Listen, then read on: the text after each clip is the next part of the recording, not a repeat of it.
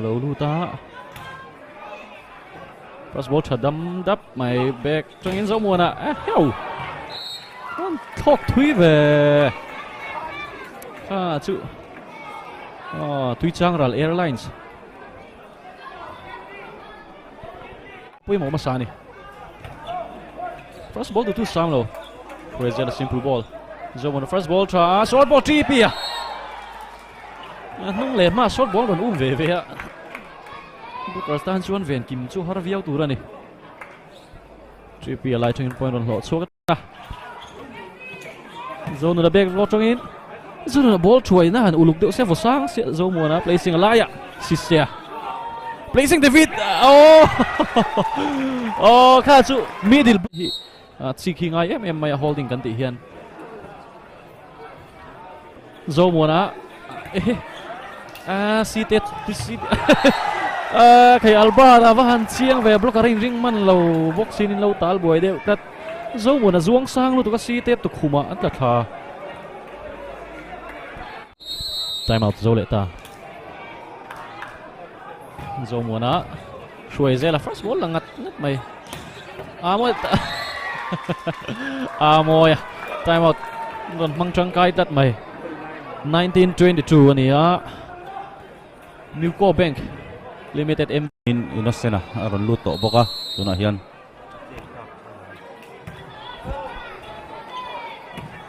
Trippier trademark kan hu an zuan buma Amoya service first ball tra short ball yo kha chu moi te ron lor zak mai back set le ngal short ball back set le ngal attack line bula annalo mase kunani kan lo lut le ta alut trade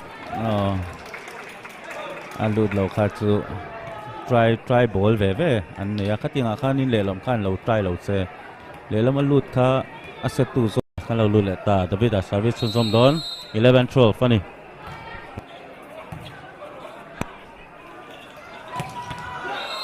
Johanna back the ball single block zone number 5 Aaron Vothanal mai chan har na lai tak an setar kha afing kan tlan mat ve te hiangai moi te attack line bul boka bok zone number 2 Aaron Vothale nal mai awan moi em single block khi chuan in tunang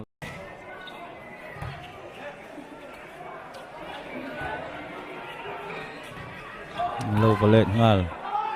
David a set pial do nga mani an ge ma rang chuyền khop mai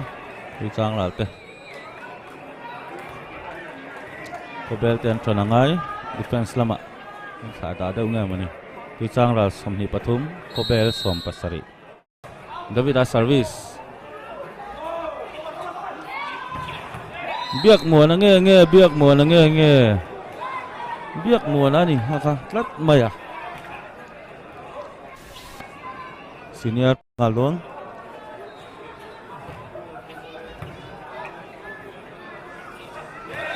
rin lua aron play alaya aron vom lut nal mày tuna hian amalama hian lo kan ni lo Gong mo na first ball tha Trippier trademark moi lut tuk a hairstyle hi tun trum chu tiếng nghe cái tiếng tu khum lắm á chu buk moni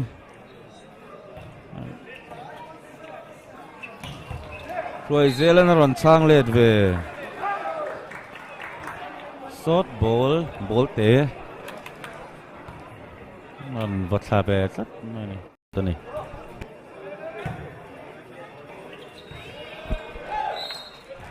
City aban play moi em về ôi dấu mày ạ chế cho xia là nè đúng không City service sun som don som pariat som pali in lua first ball and set David a placing về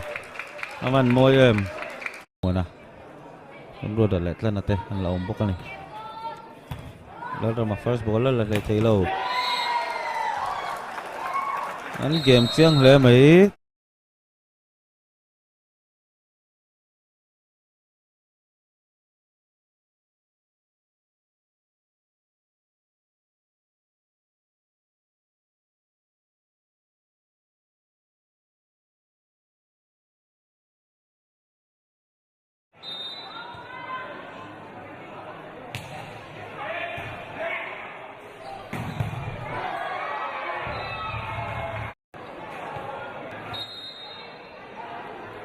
(6:14) cái chẹt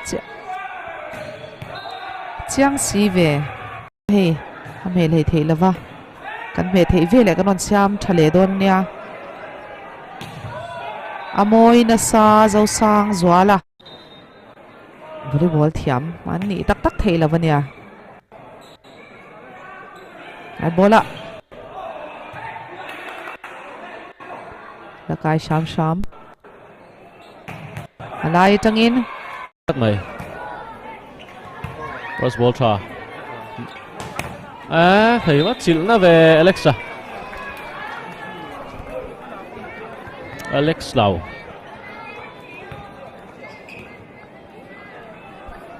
point cut tuần họ chuộc độ point nhị chiết này anh nên tàu săn phán lì thầy lo short ball bên non lệ ngắt và hẳn tăng chiang em thăng min lal cha rót liên tục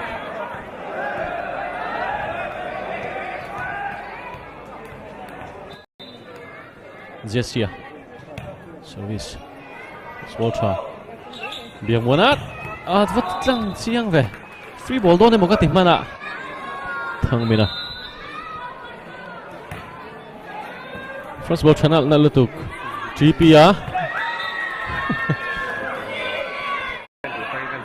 GP service don Jesse first ball tra rua sang và hẳn play cho em 9-8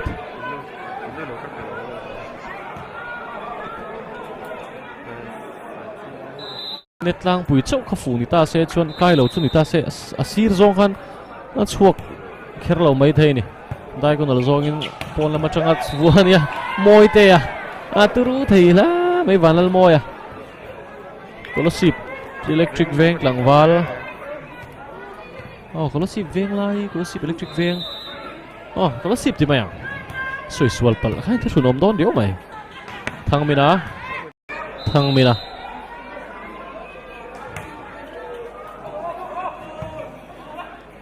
dâu mùa nè hell vẫn là em rất defense defense tay chân riêu mày first ball left head setter chance chalut tu cái này left hander setter first ball and a trap city placing vẫn hẳn tóc chạy em zone 4 season more 2023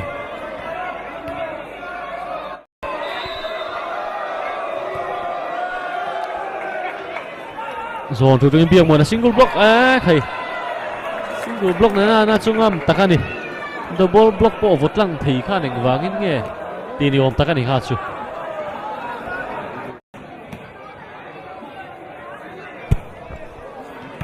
first ball na shot ram luna lai turning point nó vượt chuộc thì thấu mày 2-3 ai chia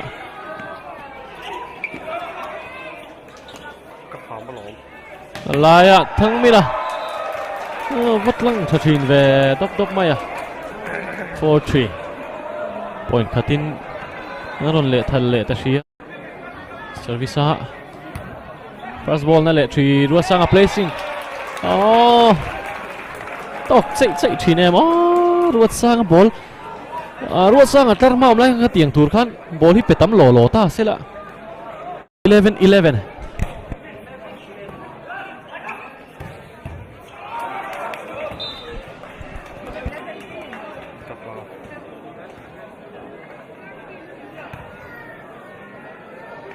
tarma moi te lo lu ta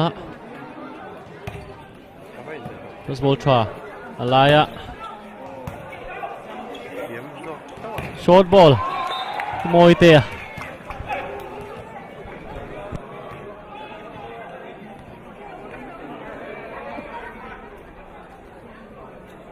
rem sang zuala kun thar captain thin kha kun thar team te dissolve alo ni tak sia chuan thing Veng Spikers ten an chang hlau mai a awan moi si ve kha chu sam bok bon rong a po bok bon rong to lo tlat zanin chu an bin sang a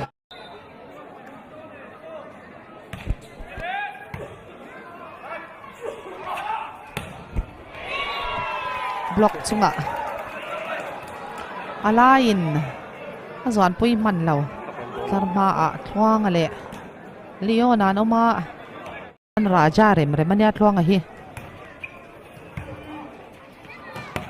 ha chiang si ve nei puya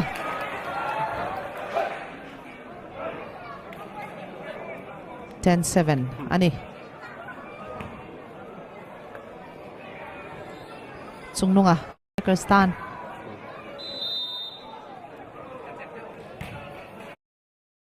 cái chợ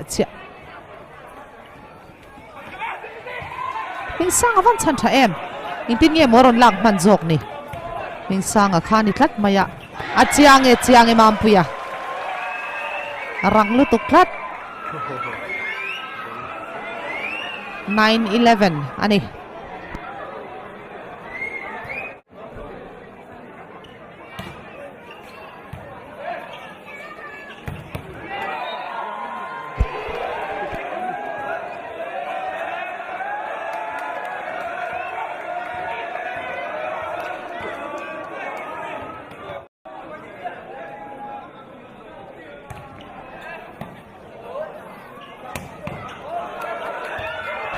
เป็นรวดปุยบ้านฉันชัดทีนเอ็มตัดชีดกลางวาลลัลมามาเซตเตอร์ฮีอบอนทีนเน็ตฟูเราเน็ตทรูเราว่าหันวัวกตานอีต้องทีนแล้วนี่โดนชิงกับVeng Spikersตาน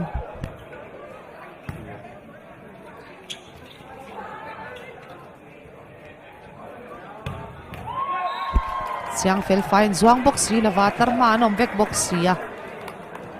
หางจูเราดันวักไงนะอมเรา defense stand 23-13นั่นนี่เท่านั้น point สองอันนี้อะจุงนงอา service โดน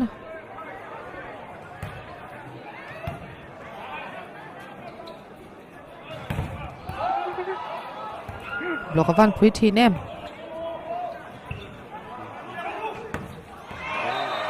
รัวตาจานเราขานะอารอนวัดได้ไหม14-24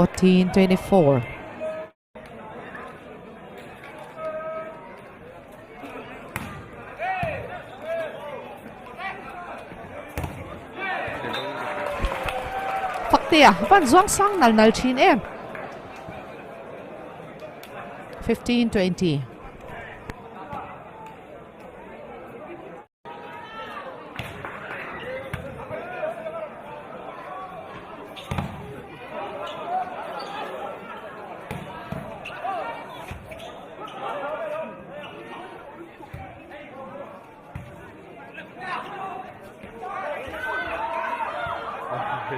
อันว่าหันชันชะเอมโอ้ placing ข้าส่งอะไรน่าอมตะลงฟักเตีย try ชักฮอกไหม22-15สุดทันสร้างอ่ะ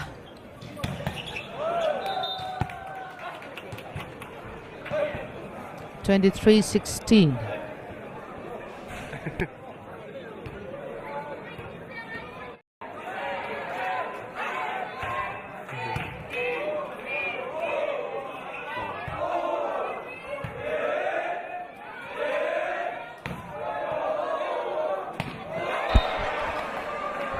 อันฉันมันเรารอดพุยาบอลอากังต่อยเดี๋ยวอามาใส่สินารอนละกังชีนารอดพุยาไอ้สังเดี๋ยวเล็กขารอนที่เสียชานแต่ตอนฉัน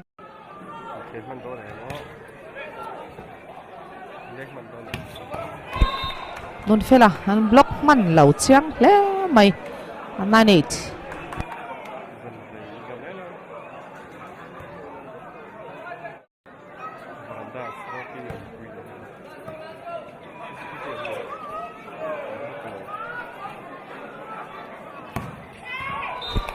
Nei puya alai tangin pointer on mobile le a 10-8.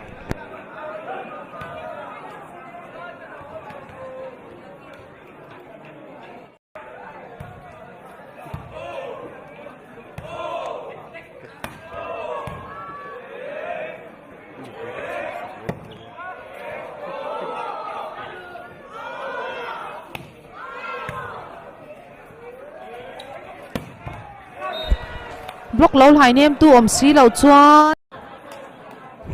dampuya service le a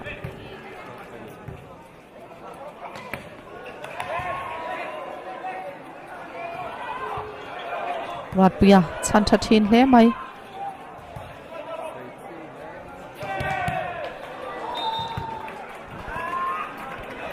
shot puya Elma Mazara free ball stand in clear tiang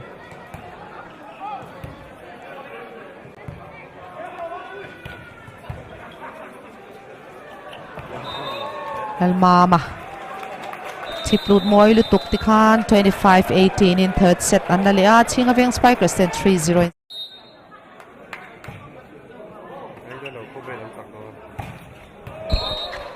Kostea oh Shaizela lighting in point run mulet lap mai 11-6 thang mina vai phalau tlat mai a placing all le tlat David Ram Hatswana senior clock senior kan ti hian an kum lama nu pa kan ti na ni lo kan ti to thin kha durtlang nor lamin an chho ve zela amoya block lo lai name tu omani si lo chuan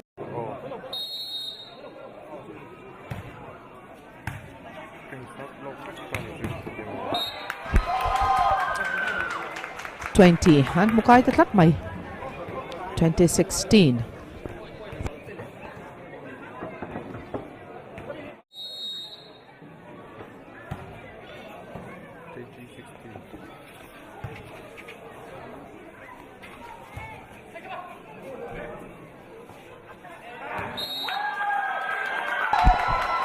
all some CV khatsu 21-16 ani ya du tlang not volleyball club ten time aran kola an chol le lok do na mi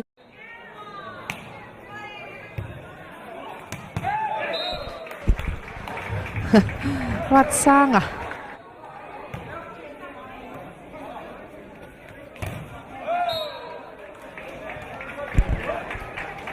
Thangmin substitution an sianga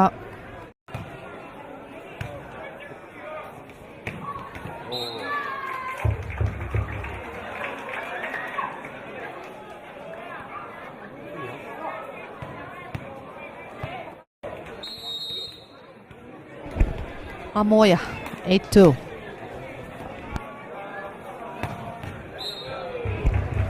Vachang te thorve 3-8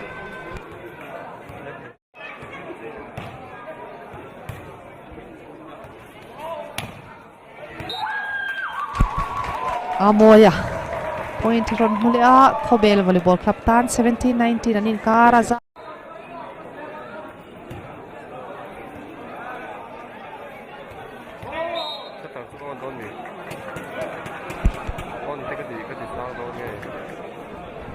point han hu chho de mol maya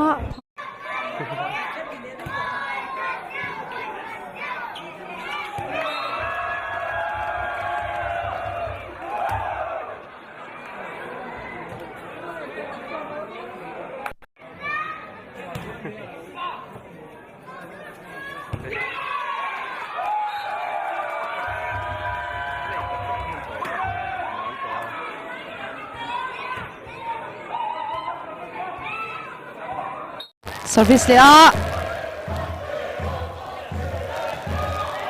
Aman moi CM kha chu. Moi tia pointer on move.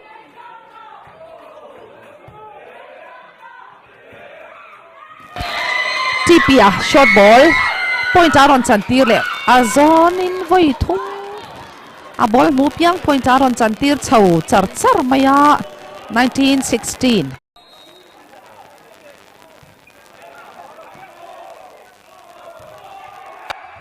Zouting awan rang em. Vona boxy. Andiu seta 27 all.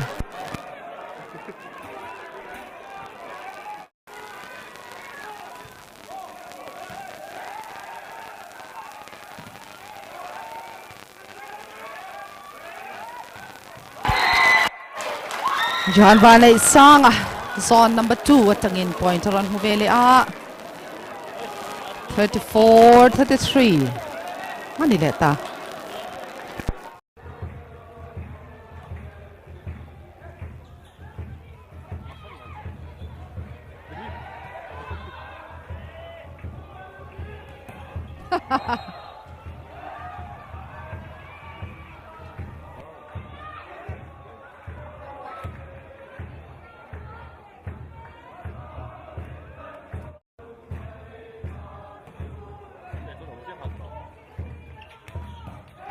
Analutuk zau sang zuala harang boxi.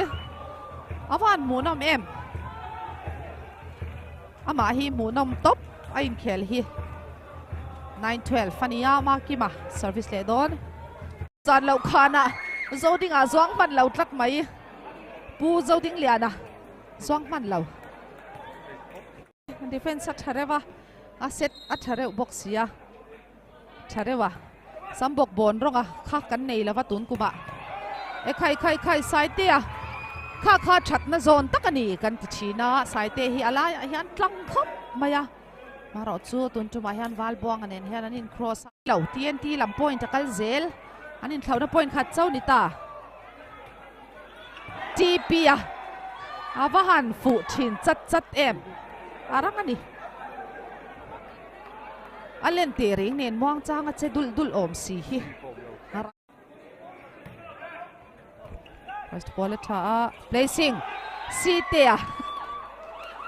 signature veni kha chu Site signature. Point khat tal hi khatia nga khachon lo chuak ve si a match khata hian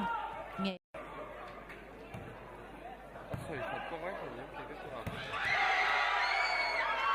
Moi tia. Ram bot khale dop Mighty Khan 25-19 in Tuitang Ral Volleyball Captain Saklia third set up. Straight set 3-0 in final match.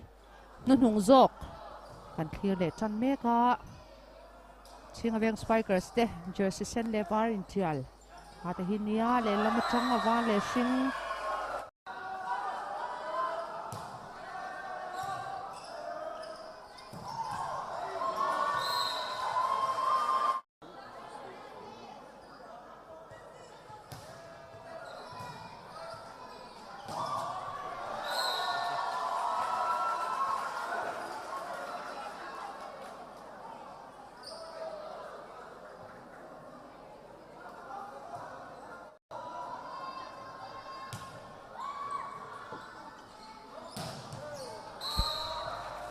Nun fela parang te vat hin em thapo poste te khwa bok na kuthak na boxi mama servisa varang ve ring lua ring lu hi lâu la lom reng kon charan khua chununga zone na sang buka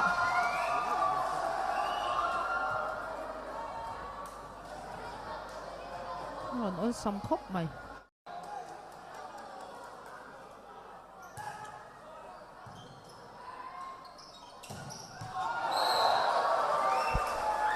Albert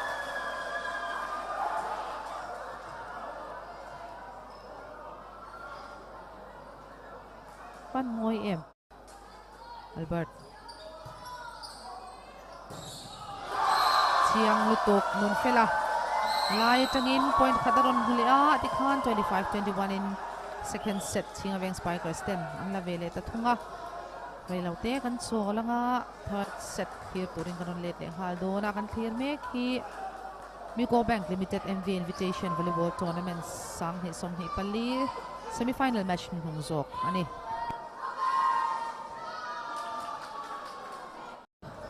David Leram Botswana service lea ava moi ve nun fela non leang moi lu tuklat mani volleyball chung kwa te hian ti kha an soi le lok ani placing moi ve lal mama lai ola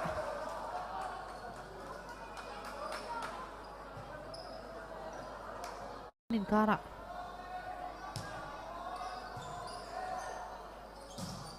kaya zuang la vadu to ka han wak tir tan chuan a hlom deuh ni nun fela hi 17-12 14-20 apa mau in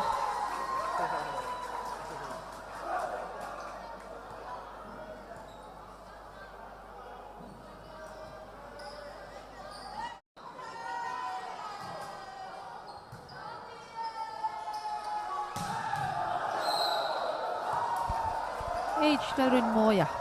setter an nei thadun boka khobel le chinga veng Spikers te ball te khop mai amoya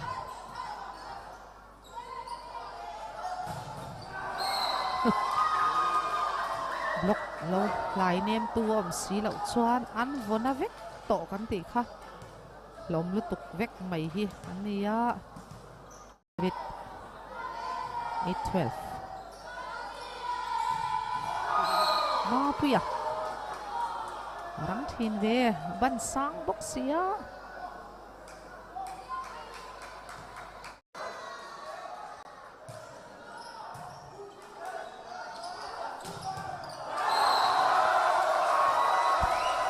Darin Moya mana dep vele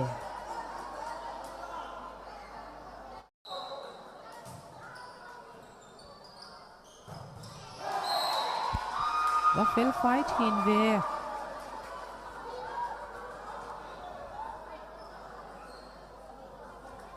fela trăng lệ đét thầy đó là mình clear tiếng Albert cũng về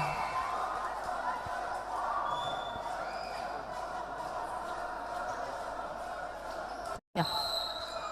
20-22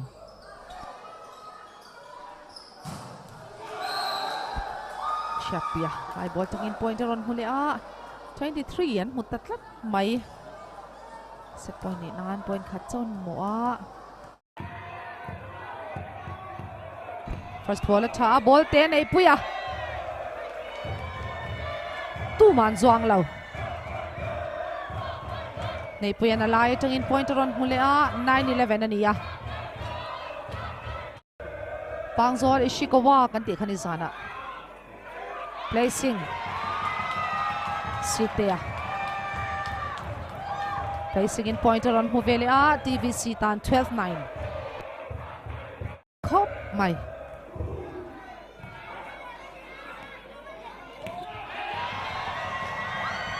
Tipia Azuang le don lo ti nuwa hian Aaron ding teta Aaron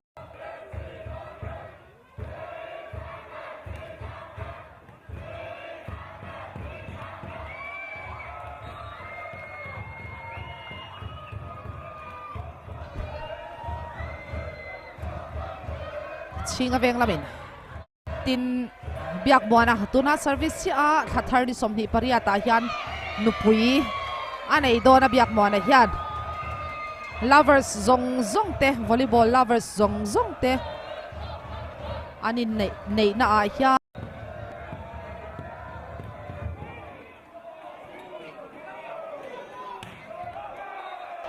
Fabian à Avan bon thi nem Ni ruột sâu lệ ta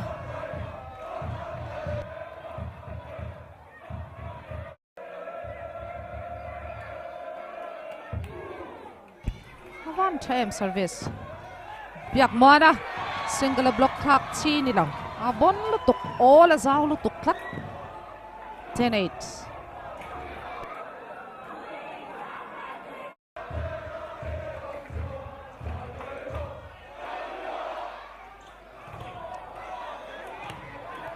City à Ron kang dek ka vo ve thei thau ti ni ngei tur ani Ar thanga zok mai 12-8 Al mama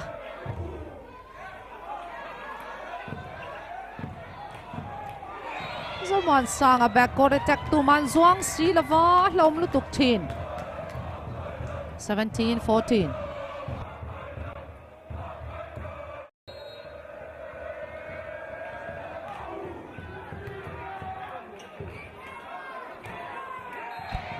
Chuan van ai sang a pointer on Hubel keva TVC tan 18-15 Ania Sing Veng Spikers 10 time out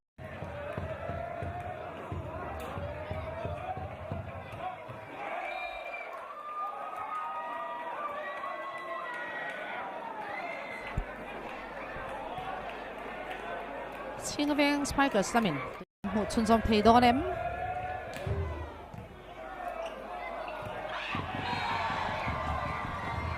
TP avan rang em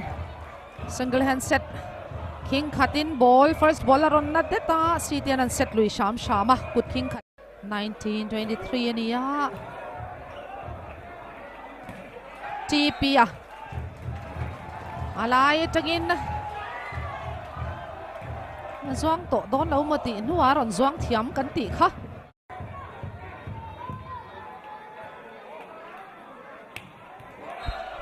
Van sang on block man lo tlat ma pia Manin ni ra le tep 5-6 Sing Veng Spikers then van trong thein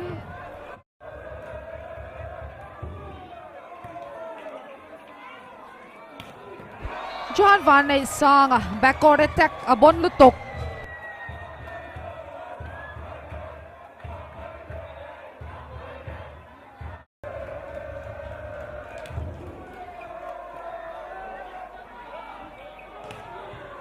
John Van ai sang abok tlar nunga tangin pointer on mul maya 8-6 ani samtia Siang sa dinaron vo out now maya tuna kan point din mun hi Pichana Volleyball Club 11 Sing Veng Spikers 6 ania Johanna avan try man chan chan le mai hing sanga an libero tha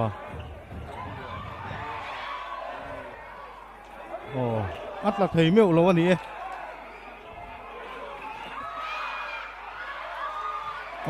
an chan ta Fabian an wala chan cha em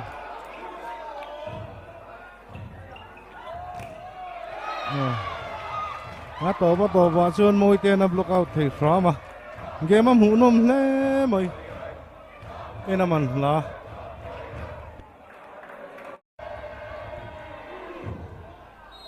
cái biên là lung nè mà scholarship tăng val môi tên scholarship tăng val thôi nè hi cần middle tra zuang sang em mấy thuộc thì là nè service tra ava moi em nun fela kot hat langwal short ball hi chuan a special le ni a cheranga chunglungan a service dona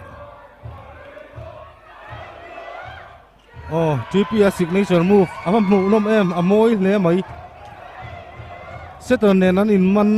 le mai site a che thatak zet aron service dona first bowler tra avamo em nei puya kan tlangwal te che hi rang ani ball kang sang takina han vornol mayan lo chup chum het zel maya moi tengan service sunzoma first ball tha nei puya o avana em nei puya pang zol tlangwal naron service sunzom dona Zomwana. Placing of Antave. One love.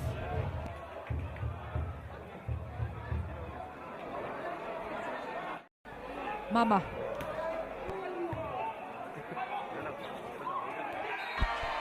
Sitia one idea em Katsu.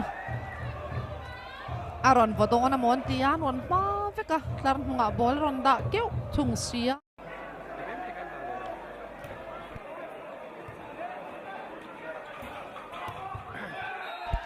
vano duk ve China 3-2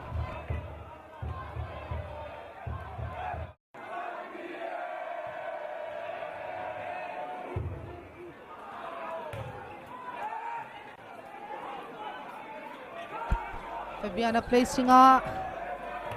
Tipia analutuk chin spot jump hun ro ta zuana hi swan Tipi hi achani zwang sang thei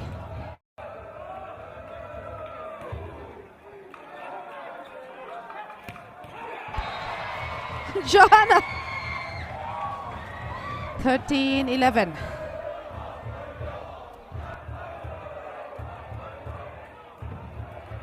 14 biak mo na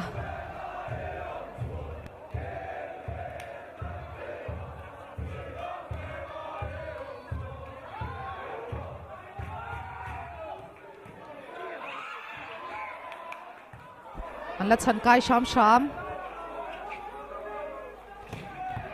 Shiat puya an na lutuk chin a backcourt attack po bon takani tlar ma lombok he thei riat langwal hi